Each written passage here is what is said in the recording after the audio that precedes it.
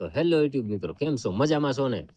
તો રોડ ને રસ્તા હાથું થઈને આપણે આ દાદીનો મગજનો બાટલો ફાટી ગયો.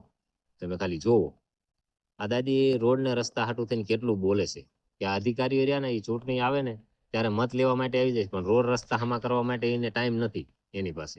ચૂંટણી આવે ત્યારે આ દોડીને ગામડે આવી ગયા, મત અમને આપજો, મત અમને આપજો. આ રોડ ને રસ્તામાં ખાડા પડી જાય તો એને વિઝિટ કરવા આવવાનો ટાઈમ નથી. તો આ દાદીનો કેવો મગજનો બાટલો ફાટ્યો, તમે જોવો આ video.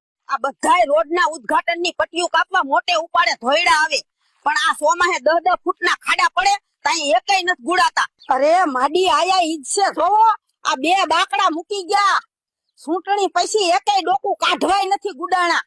O my, it is the same here. Look at these two benches they left.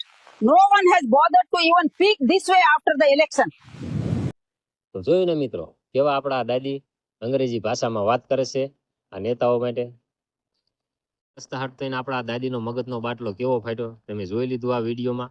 એટલે હકીકતમાં નેતા આવું જ કરે છે, જ્યારે ચૂંટણી આવે ને ત્યારે મત માગવા માટે દોડ્યા આવે, પણ આ રોડ ને રસ્તા અને કામ સારા ન થતા હોય તો એને એ વિઝિટ કરવાનો ટાઈમ નથી. તો આ વિડીયો તમને ગમ્યો હોય તો અમારી ચેનલને લાઈક કરો, શેર કરો અને અમારી ચેનલને સબસ્ક્રાઈબ કરો. હું આવા અવનવા વિડીયો તમારી સમક્ષ લાવતો રહીશ.